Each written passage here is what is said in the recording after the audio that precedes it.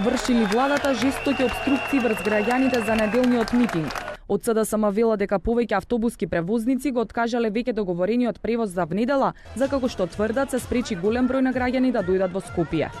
Опозицијата тврди дека им е невозможно да ги закупат автобусите, поради тоа што тие веќе се резервирани од граѓански здруженија блиски до власта, а најголем проблем има во Битола, Струга, Кочани, Велес и Прилеп. Собственици на превозни компании подпишале договор, зеле авансите и сега ги откажуваат договорите.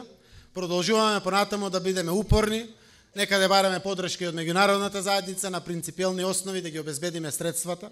Во моментот преговараме и за вагони, односно за цели локомотиви од одредени краишта, за да може да се пренесе целиот овој народ. Но ако треба со камиони, со трактори, со багери, народот ќе дојде во Скопје. Протестот во недела ќе биде масовен и мирен и покрај мрачните сценарии кои ги заговараат дел од медиумите, тврдат од опозицијата. Протестот, според засега планираното, ќе трае кратко и ќе има говорници од СДСМ и од нивните сестрински партии, кои ќе бидат гости. Кампување пред владата најверојатно нема да има, но како што изјави Заев, сепак имало луѓе кои се пријавиле да кампуваат пред владата се додека оставка не си поднесе премиерот Груевски. Инаку денеска на здружената опозиција и се преклучија и нови граѓански здруженија и уште 3 партии. Тоа е нова алтернатива на господинот Ѓорѓи Оравчанец.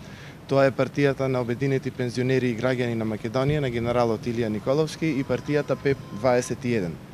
Сите обединети донесовме одлука дека ќе ја прифатиме декларацијата граѓани на Македонија и дека во недела ќе се приклучиме на мирниот протест кој што се организира во 14 часот пред владата на Република Македонија.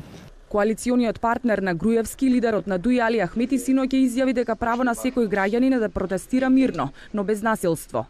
Мировниот протест во недела доби поддршка и од македонските студенти во Словенија. Масовниот граѓански протест е планирано да почне в недела во 14 часот, а на него според најавите се очекува да се појават и поранешните амбасадори Ерван Фуере и Симоне Филипини. Ричард Ховит е еден од посредниците во диалогот што се води во Европската унија помеѓу ВМРО, ДПМН и СДСМ. Ќе биде присутен на маршот, но како што истакна во улога на наблюдувач.